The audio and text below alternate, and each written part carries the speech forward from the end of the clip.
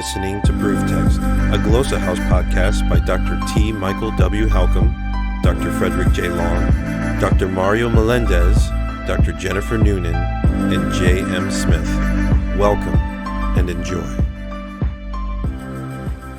Logizame gar oti uk axia ta pathemata tu nun keru prostein melusan doxan apakaluthene is emas.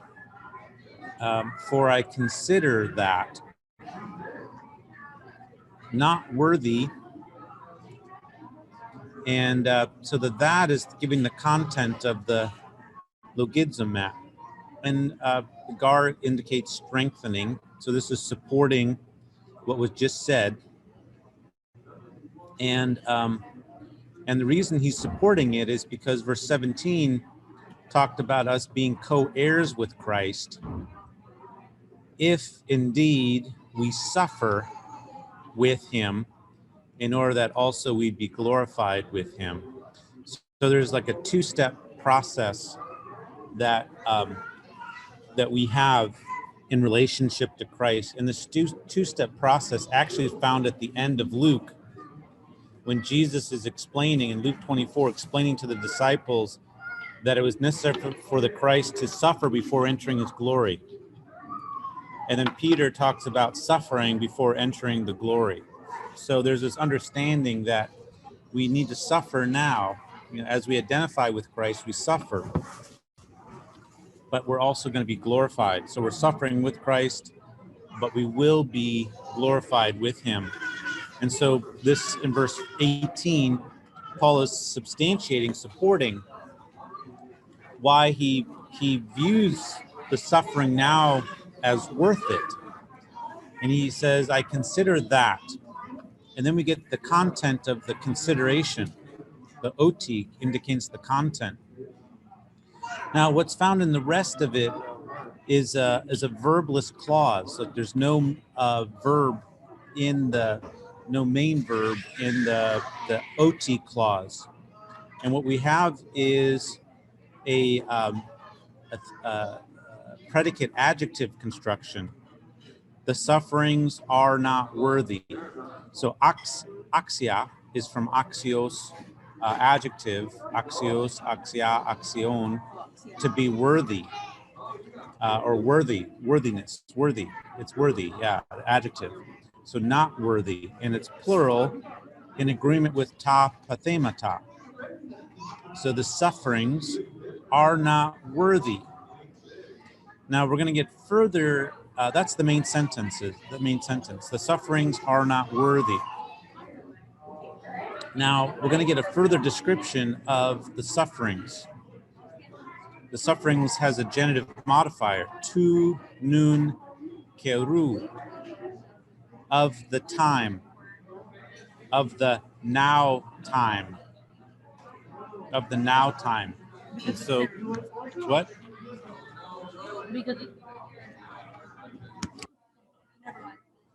The noon is an adverb, but it's functioned like an adjective. I thought you were saying translating. Like the difference between. Yeah, kairos and chronos. Yeah. Yeah, and it's interesting that he uses kairos here, because kairos is more like a season, like a fruitful or productive season, or an opportunity sometimes. And it's almost like he's saying, this is the time. It's a season, it's limited, but it's also an opportunity time for us to suffer in the right kind of way. Our present sufferings, the sufferings of the present time, are not worthy, are not, and really there's some sense of comparison here. Now that's implied in the construction. Pros, not worthy to the about to be revealed glory. So that's kind of a mouthful. So you have, this is kind of hard to unpack, but you have a prostein doxan, to the glory. So are not worthy to the glory, but the glory is being modified by a melusan. Now, melusan is agreeing with it, gender, number, case, and that's actually a participle. That's why it's in red. Red marks, in my color coding, marks a non-indicative mood verb. So melusan is feminine, accusative singular. Yeah. So it's got the on ending, which is accusative feminine singular. The us is the participle ending, the feminine coupling syllable for the participle from mellow. And mellow means about to. And it actually takes an infinitive to complete its meaning.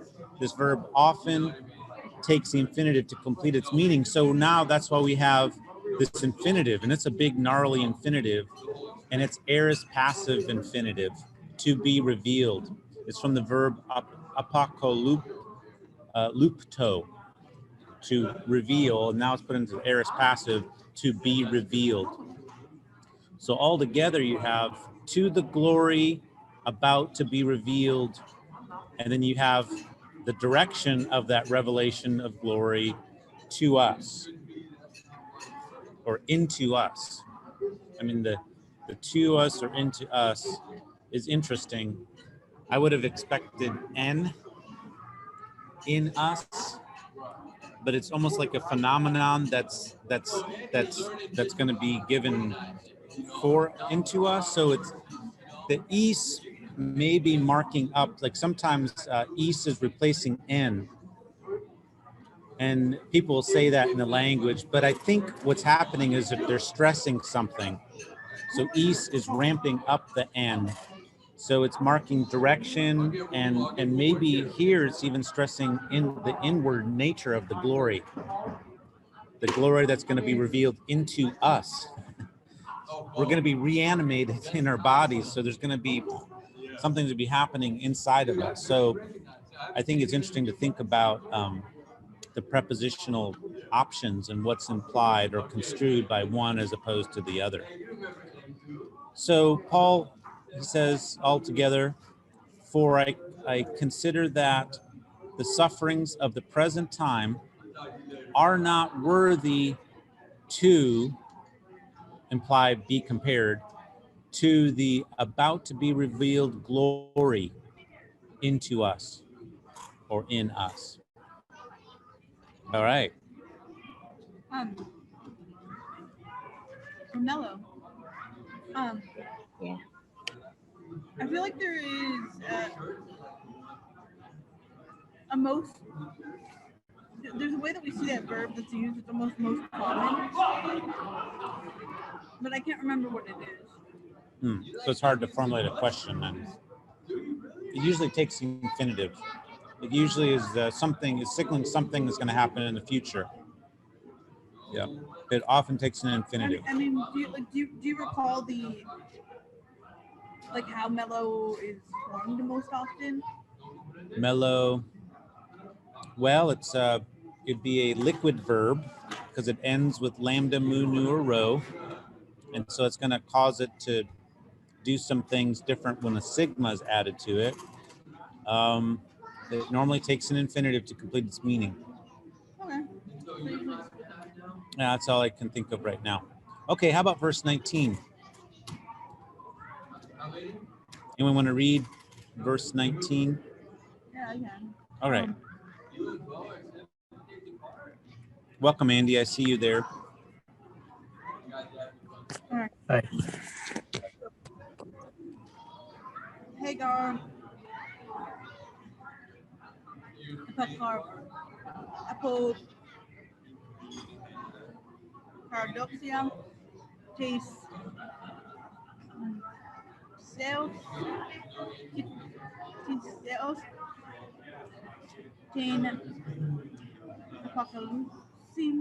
Ton yan tuteo. Okay. Agar apokaradokia tes ktiseos ten apokalupsin ton huion tu theu apek decate. Apek decate. All right. So how do we translate that? Okay, so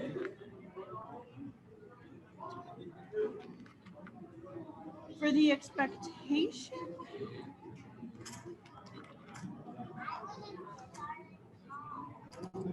of creation,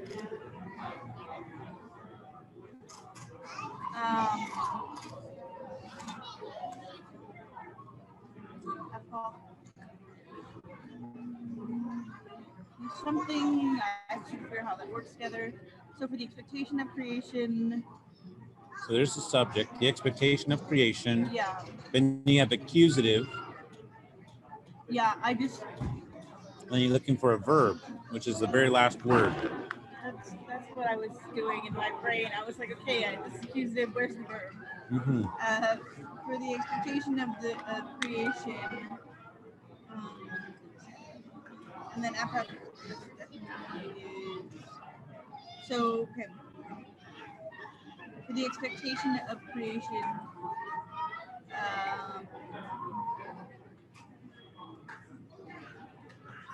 So decative. Hi, Stephanie. Means awaits. Yeah, for the expectation of creation waits the Cain apocalypsine. The revelation of Yeah. the Son of God. Of the sons of God. Mm-hmm. Yeah, so the eager expectation. This is an interesting word. It's from apo, and then kara means head, and then dokia is from dokeo, which means to think or to imagine. So it's almost like the eager imagination of creation awaits the revelation of the sons of God, which is it's a really interesting way to think of it. The imagination of the mind from that. It's personifying creation. That creation has an imagination. So creation, I think what this signifies is that creation like knows something is wrong and anticipates that there's going to be a fix. It's almost like when you make something and it's not working, that thing is not happy with it not working, right? It's meant to be working properly. So, I mean, as the world is messed up, as we've messed up the world, like it bears consequences of that. And it's like, this is not meant to be this way. Who are the sons of God? The revelation of the sons of God, I think that's a good question. I think he's been talking about family, and that we have received, like in verse 15, we've not received a spirit of slavery for fear, but we've received a spirit of adoption, huiothesias. And huiothesias in the middle of 15 is the word for adoption. You can see that it literally means to set as son. It's got the root from tithemi, or placing, thesis, placing, which is from tithemi, and then huios on the front, which is son. So the placing of a son. So unfortunately, the language is sexist. I mean, it's favoring male genderhood, but the point is more like Is it really official. Though? I think it is. Yeah, I think it is. It's accommodating. It's accommodating the culture in a sense. Because sons, there's sons and then there's daughters. Yeah, but like even like for example, when James says like Adelpho and Mu or Adelphos Mu, like he's not. I don't think he's specifically referring to like male brothers. He's using familiar language. Yeah, he's using familiar language, but there was also the option to use adelphia, like, or to use, I think, other terms. And certainly with huios, there is a thugater, there is the word daughter. And Paul in 2 Corinthians does specify sons and daughters. So you're right, in a sense, it's like a shorthand, and it implies gender inclusiveness, but it doesn't, he doesn't feel the need to because of the culture. So we can maybe give him a pass on that, but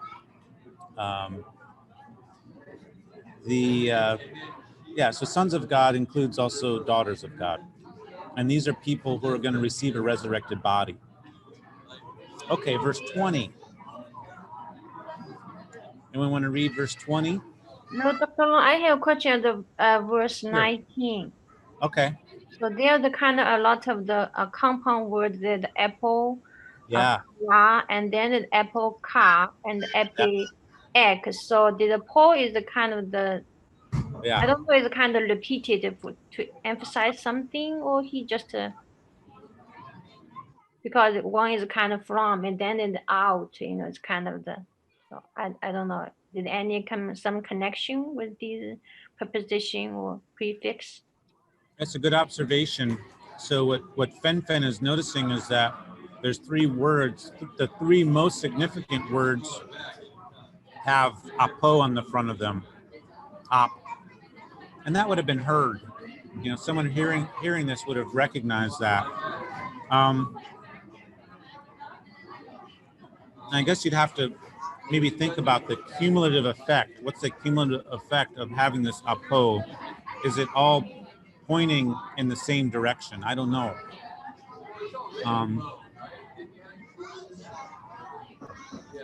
I don't know what the from. When I think of apo, I think of fromness.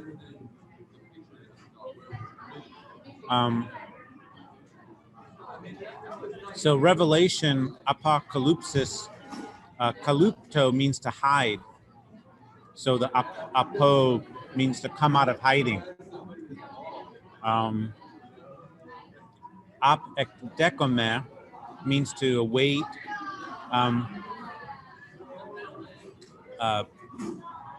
Dekoma, I don't know if ekdekomai is a word.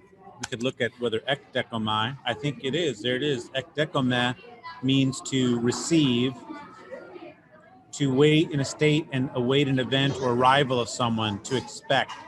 So I think we're starting to get a little bit of an answer whether the apo is important, because it seems like Paul, there are other words for awaiting that he could have chosen. Right. And instead he chose the one with op on the front. So why is he choosing op? Is this because it sounds good? Is it strengthening the point? And I think, when you encounter weird words like this, and particularly apokaradokia, in terms of like the imagination of the creation, at this point, I think creation is being personified. So that's kind of startling. And then you're attributing to this creation apokaradokia, some kind of inner expectation or awaiting. So there certainly is kind of a redundancy too. Awaiting, the eager awaiting of the creation is awaiting.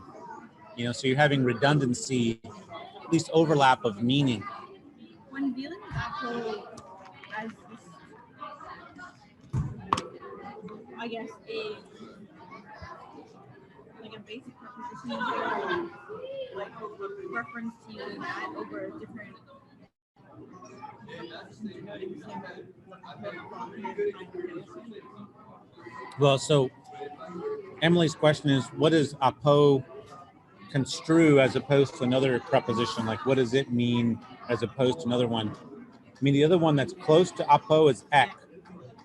And x is more signaling outside of something, but moving out. Whereas from is more organically, like from within, and then it's come out. So it's more like source. Ek is more directional, like getting out. So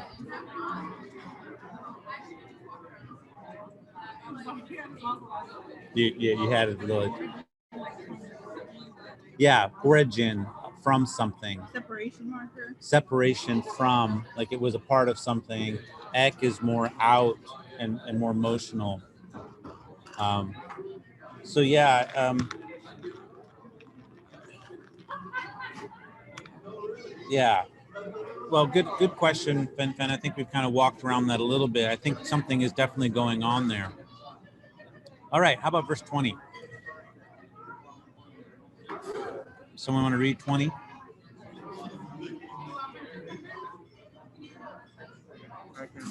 Thank you, Jeff. Tegar, Mateo Keti, Chisis, Upetage, Kusa, Aladia, Santa, LPD. Yeah. That's got a lot of new vocabulary. Yeah. So Jeff is second semester student, and he's a good student with Stephanie here. They're really good, but this is going to be stretching them. So Gar post positive, it's a strengthening of the argument. Yeah, strengthening. The subject is still creation. Yep. The Kage looks like the verb. It is. It's from upotasso. And upotasso means to subject. But there's a weird ending because the tasso, the double sigma, the real stem of that is a tak, a key. And so then when you have this weird ending added to it, it changes and becomes tag. So this is actually an aorist passive indicative. So that eta, it's a second aorist passive. So the theta is missing. The ending would be a theta eta, but it's been added to a stem, a double sigma stem that had as its origin a key, and so it becomes a gamma. That's the compromise in sound. Sure. Yeah. Because it's a double sigma, right? Well, double sigma, but underneath the double sigma is a key in the history of the word. So you basically have a theta coming together with a key, and they compromise with gi. Gay, the g sound. But the eta usually would tell us that it was passive. Well, kind of, yeah. And it's not much of an ending. I would have seen that and said, there's a consonant there. Sure don't know where that came from. Yeah, no, it's a weird, you're like, what is, that seems to be the verb. Looks like there's an augment. You just have to work back. So it means was subjected. Okay. Maybe there was a theta there at some point in time. Let's go to the next one. Her creation was subjective and then came To something. To Vanity. Futility. So, and that would be referring back to just the futility of the fall. I mean, of the imperfectness of. Yeah. I'm really curious because it's kind of a new idea and it's put way to the front. But then, hey, katisis is an old idea, and that normally would be first. Because when you make sentences, you want to begin with older information. It helps people track what's going on. So when you start with like a new idea, it's like, whoa. So he's fronting that new idea for him. He's fronting, yeah. So I'm curious how Runge marks it in his. He doesn't. I have his discourse species up. Oh, he puts it in bold. He puts that as the topical, as a focal emphasis. So it's a new idea put to the front, which is emphasis. So should we be looking for? We looking for a trace in the next part of the sentence that refers back to? That would be a left dislocation. So that's that. You're not looking for a trace. Are you talking in the previous context or what follows? In the rest of this verse, I guess that would depend on whether or not the rest is the main clause or not. Yeah,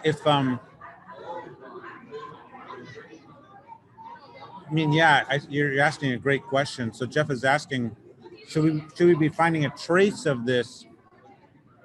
In other words, it seems like this is introducing a new idea that hasn't been present before, And one way to introduce new ideas is to use what's called a leftist location, where you front it with a new idea, and then in the main sentence you refer back to it.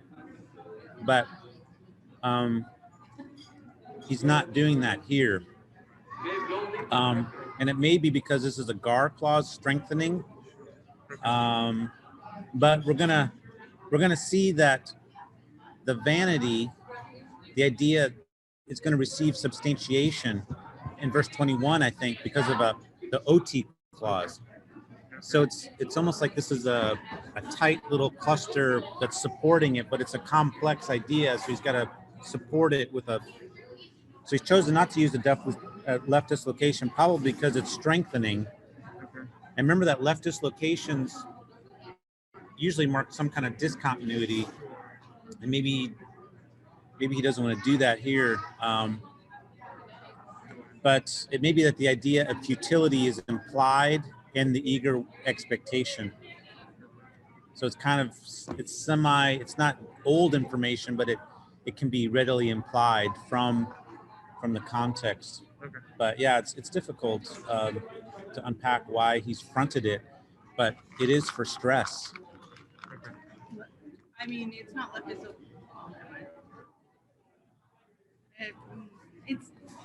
It's not traditional leftist location. No. So if it's like, according to like categorical leftist location, following rules, which we never do anyways in this language or any language, would it be better to just call it like fronted for emphasis? Mm-hmm. Yeah.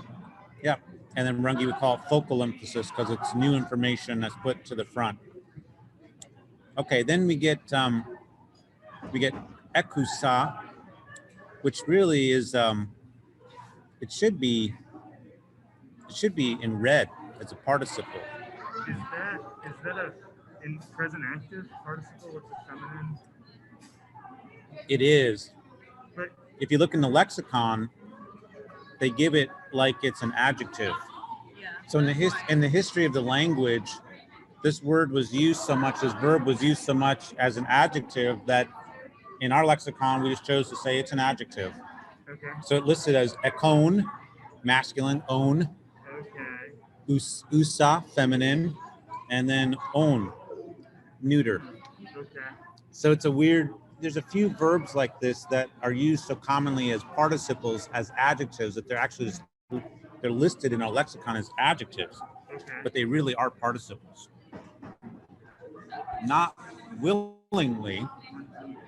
So you have the ubala, which is not, but rather, so not according to one's own will, but through. That's right. That submission, because that looks like that goes back to the upatag.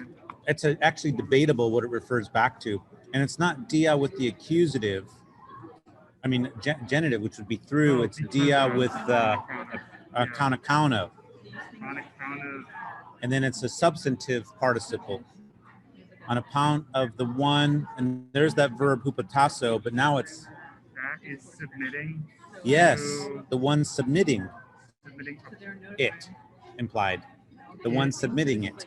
To hope or on hope. Upon the hope that. On the hope that. And then he completes the rest of the phrase. And then he completes it in the hope that. So the OT, I was taking it as substantiation, but really it's the content of the hope. In the hope that. So you have creation and it's been submitted. So yes. It's not the acting agent. It's been submitted. That's right. Vanity, not according to creation's own will. Yeah. But on account of the one submitting it. So there's implying that there's been an active agent that has submitted. That's right. Creation. And that's what's debated is who is that active agent? Is that Adam? Is that Adam or is that God? And I think it's God. Okay. God is the one who submitted the creation to this futility in hope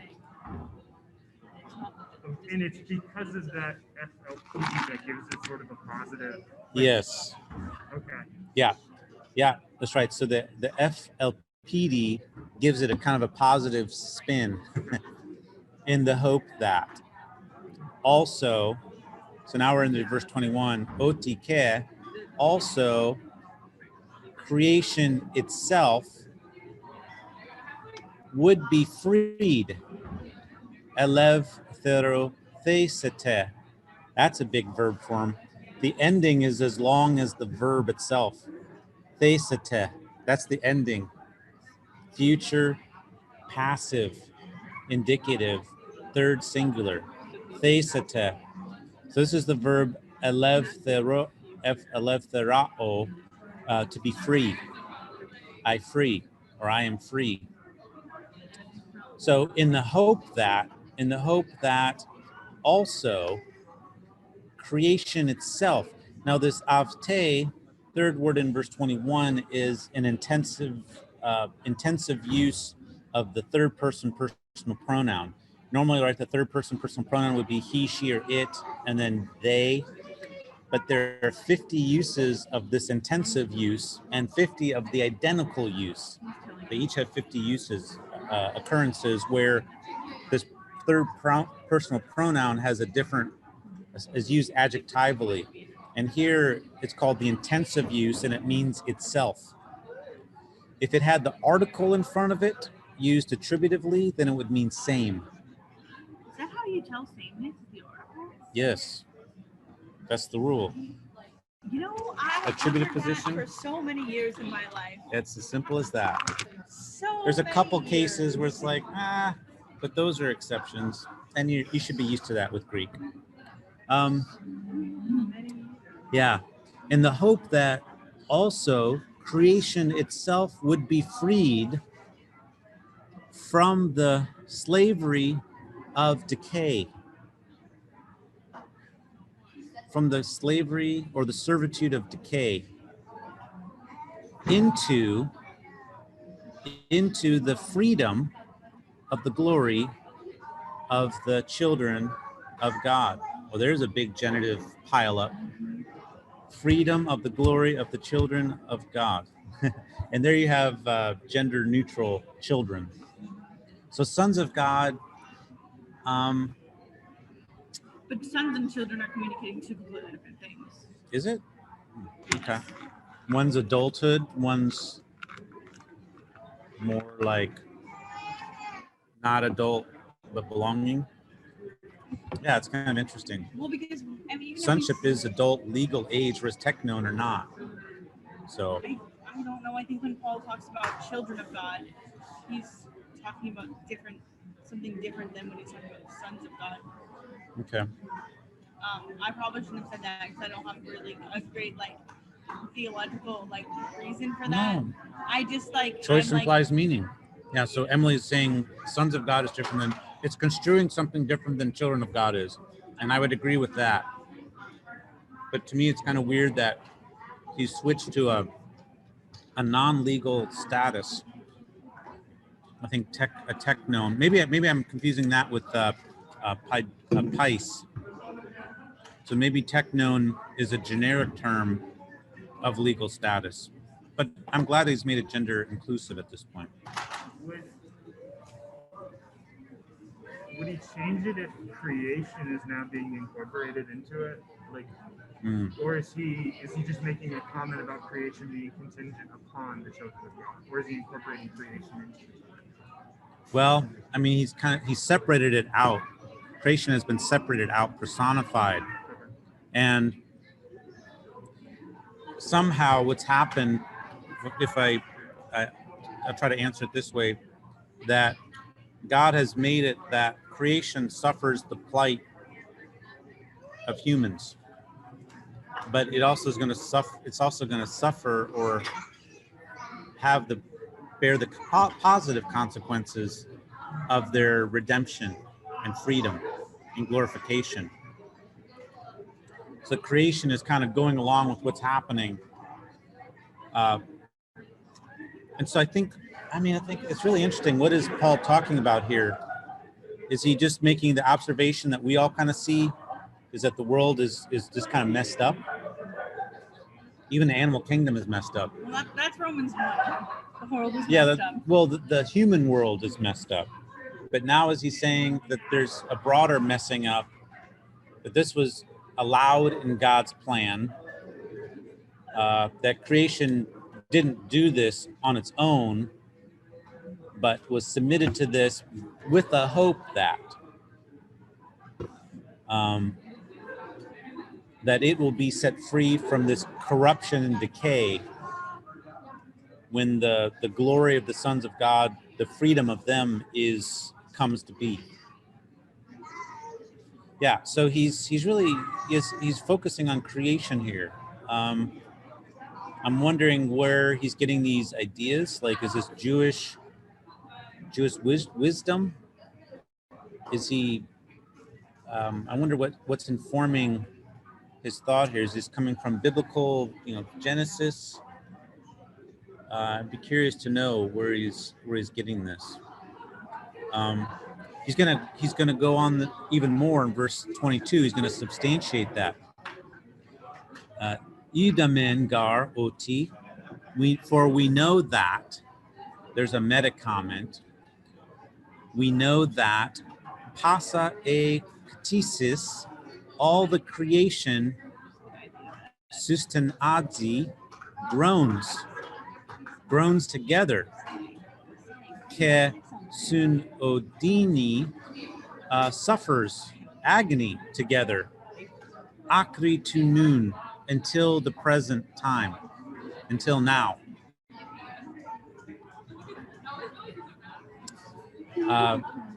So in other words, it's not happy with what's going on. It's groaning and suffering and agony. Verse 23, umononde, but it not only, ala ke. Question.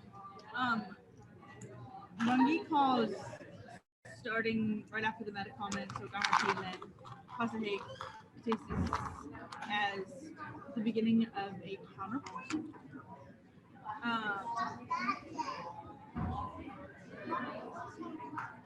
Yeah, he's kind of taking it from the beginning of verse 23, but not only is this true, what was just said. So he's assuming the content of 22 is being summarized in verse 23, but not only is this true, implied, not only this, but also of tu. So now we're in the verse 23, but also, and we see this as a third person personal pronoun. We might think it means they, having the down deposit of the Spirit, we, and even ourselves, in ourselves.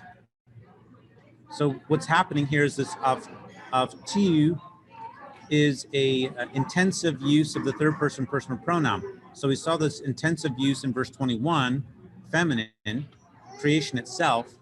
Now it's being used without the article to go with the subject, which is emphatic, and stated and repeated a couple different times. We, that a mis is not needed. Then you have a ka, meaning also, and then you have av tu again, and then you have a en eavtus, which is a reflexive pronoun. He's like piling it up, like in ourselves, specifying where we're groaning. Yeah. So he's saying, it's bad for creation, but it's not only creation that is groaning and in agony, but we ourselves having the down deposit of the Spirit. So that's a framework.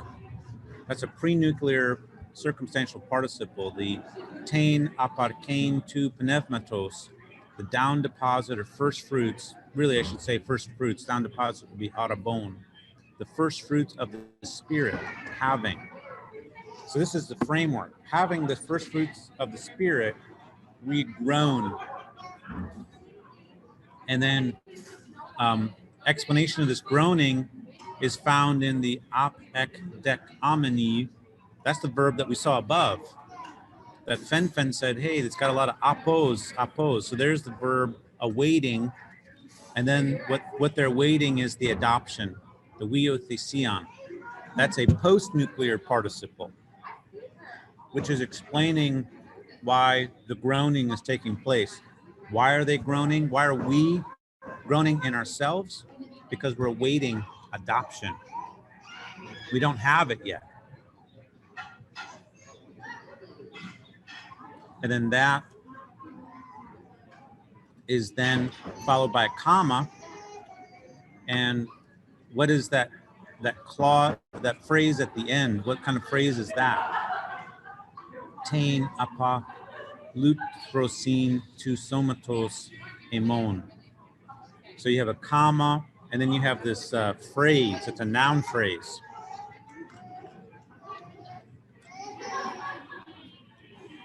That's what's called apposition. And it's further explaining what weothesion is. Weothesion is the adoption, is further defined by the redemption of our bodies. The redemption of our bodies. The buying back of our bodies. So we don't have that yet.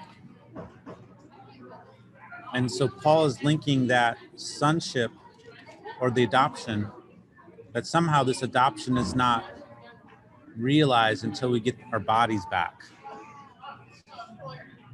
Which I don't know how that compares with Galatians, because he talks about, or in Ephesians talks about adoption.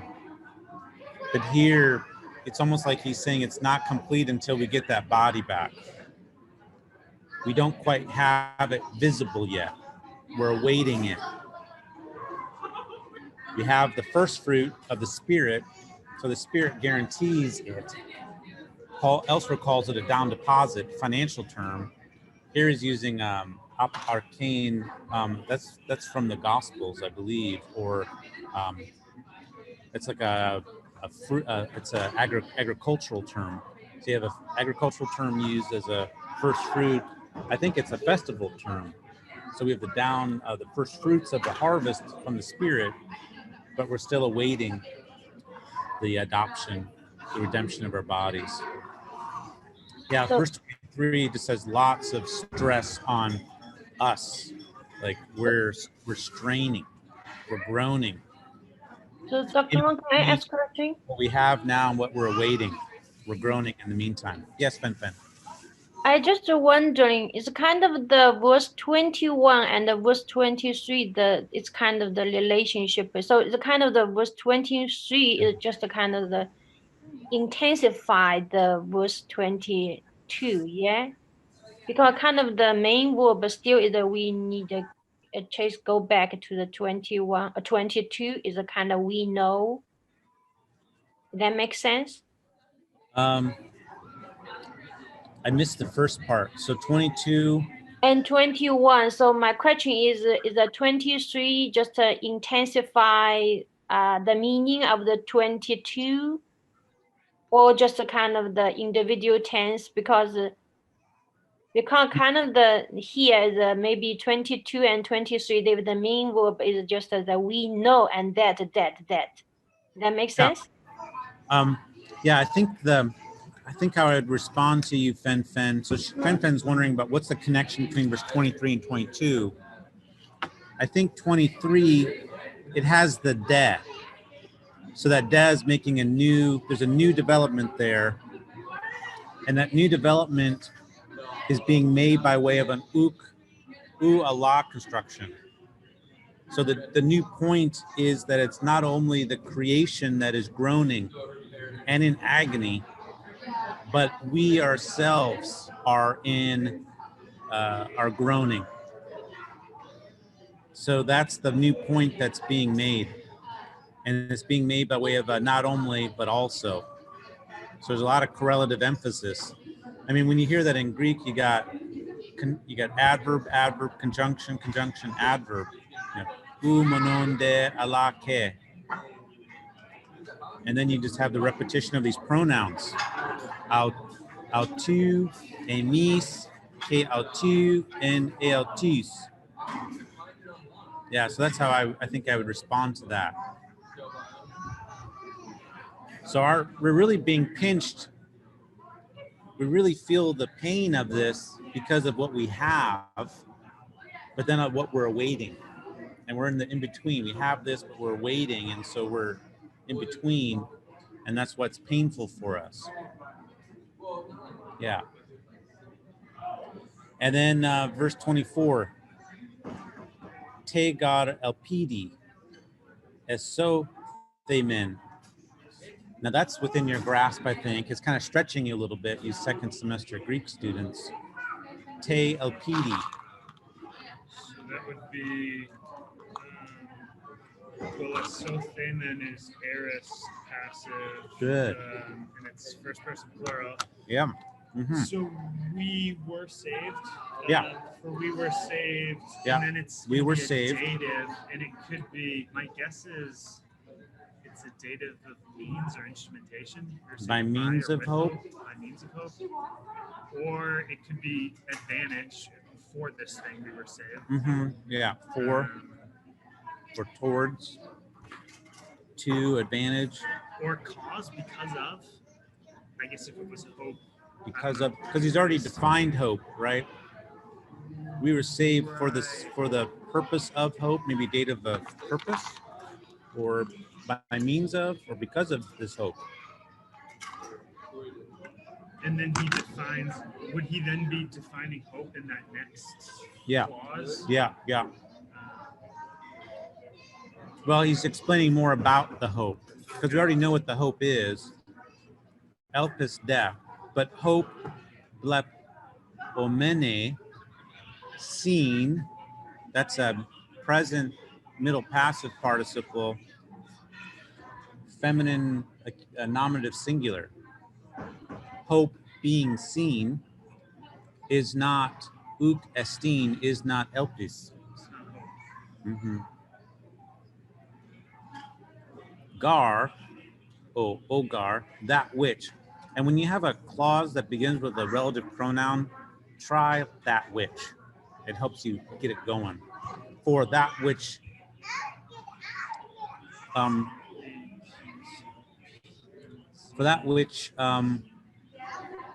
is seen,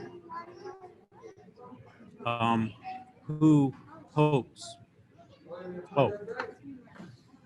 So who hopes that which he sees? That's what it means. So who hopes for what they see? So who hopes that which he sees? In other words, you don't hope for what you see. If you see it, you don't hope for it because you have it. But if that which you don't see, we hope for, we await it with endurance. So verse 25, but if we hope for that which we are not seeing, through endurance, we're awaiting it. There's that verb again, awaiting. That's the verb that kind of is tracking through. So I think what's tricky is that in English, when we use the word hope in or for something, we use in or for, but in Greek, you can just have the accusative. And that's because we have to supply that, hope for something, but the Greek is it says hope something. Hope something we see. Yeah, so I'm gonna look up elpidzo, to look forward to something, to hope for. Yeah, so in the Greek, the verb itself means hope for, and then you can have the indication of what is hoped for in the accusative. So really, it might be better to gloss this verb as to hope for. I hope for, and that might help in this case because it's difficult. We're like, well, in, for, where's that coming from? Yeah. All right. Interesting. Yeah.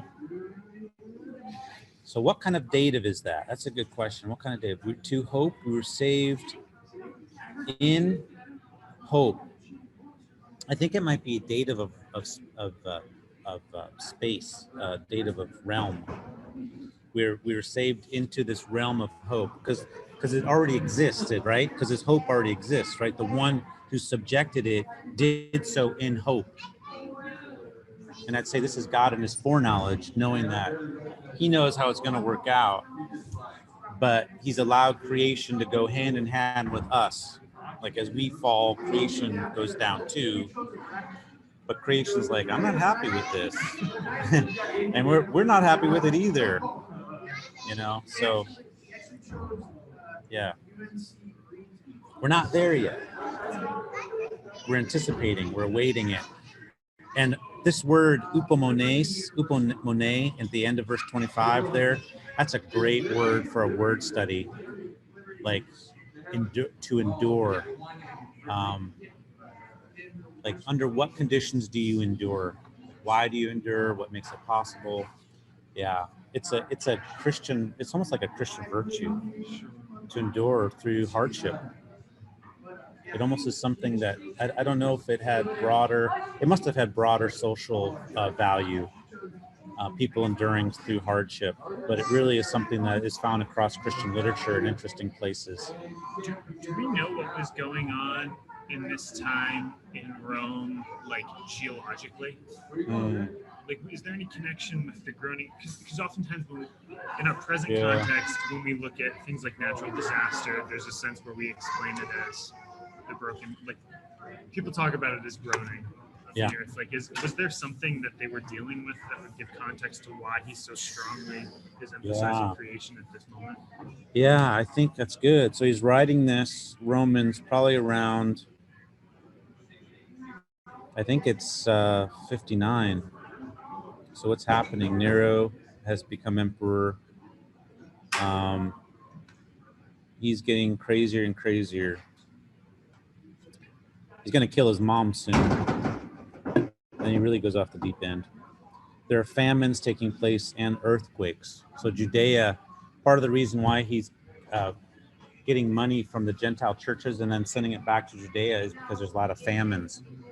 So there's political there's a soon to be political upheaval. How much is happening now? I'd have to go back and look. But I think certainly there were food shortages and famines. And Claudius had kicked out the Jews from Rome in 49 over the issue of Christus, which means kindness, but may have been a misunderstanding of Christos, Christ. So that's Suetonius, the Roman historian, talks about. So that happened, like 10 years earlier. I think there's ongoing persecution with the church, but what's happening in Rome? Yeah, I don't know. But it is, I think it could be, okay, so part of this may be, Augustus had an ideology, he made this altar called the Aura Pacis, which means the altar of peace, pax in the genitive, pacis, Aura Pacis, and it linked the imperial rule with like cornucopia and plentifulness and harmony and peace. And so there's like a return to the golden age. So Augustus established this ideology while he was reigning. So that's back at the turn of the millennium. And then Nero is reviving this kind of ideology. But I think people maybe are seeing through it that this isn't, it's only the rich are getting richer. It's only benefiting the upper crust of the society. So he may be countering kind of a political ideology, which is like, everything's hunky-dory, we're all good. This is, peace and safety, and Elpis, hope was one of the Roman gods, spes. There's a cult to spes, hope, the Latin spes, hope, and fides, faith. They had cults to these gods or goddesses. So it could be that he's countering kind of a golden age, everything is fine mentality to say no is really quite broken. And it, while the emperor is making his mansion bigger and erecting a big statue of himself, it looks like the sun gods. There's like this solar monarchy theme that's being revived, which is old. It goes back to the Egyptian Ra, like the linking of the head god with the pharaoh, and this ideology is kind of cycling around the Mediterranean world. And so there's a solar monarchy. That's why when they're divinized, they're shown with the corona, with the they have like, it's like a crown, looks like Maggie Simpson here. They're wearing the corona radialis. So they're looking like the sun. So like the deceased emperors. So I think there's some sense, I think if you read the commentaries, that Paul is resisting an ideology of we've arrived, and he's saying, no, we haven't. Things are quite broken, and we're still awaiting it, the sons of God. And that could be a dig at the emperors being adopted. Well, yeah, of course, being adopted. So the emperors prior to Vespasian and Titus, they were direct lineage. The former emperors, like Augustus to his successor, and Caligula, Tiberius, they were adopted into becoming emperors. And then they were called sons of a god, or son of God, the god being the god emperor, who sometimes was called a god while he was alive, or when he died, definitely became a god. And they had cults set up.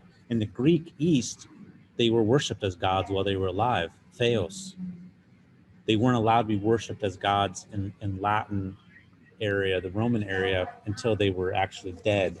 But they got around it by worshiping their spirits, which is the Latin genius, their geniuses. They could worship their geniuses, and they're represented on, like, there's a statue of Augustus. It's actually a relief, and it has a little, it's a Capricorn little spirit above him, because he was born in September but was conceived in Capricorn, which is, I'm a Capricorn, like December 15th to January 18th or something like that. So that was his genius, was the Capricorn little spirit. They could worship that. But so anyway, it could be that these sons of God is undercutting, who really are the sons of God. So the more I'm talking myself into, and I'm sure this has already been, I could point you to books that would explore this in way more detail. Yeah. So yes, there's one by Apostle to the Nations. What's his name? He's an editor, Fortress. I can't think of his name right now, but there's a series that looks at ideological readings of Paul from political perspectives, and some of them are pretty liberal, but you can still glean good things from them. But I just say read them with a little bit of a cautious eye because of some of the deep assumptions. All right, well, I guess we'll pick up with verse 26. Thanks for watching this episode of Greek Matters. To learn more about my Koine Greek grammar textbook and other great resources, be sure to go to www.glossahouse.com. We have all kinds of language resources for the global community. Look forward to having you watch next time. Take care. Interested in growing your ancient language skills but not sure where to start? Glossa House can help. From illustrated readers and short stories to lexicons and grammars, Glossa House offers a variety of resources for beginning, intermediate, and experienced ancient language learners. Head to glossahouse.com today. Glossa House, language resources for the global community.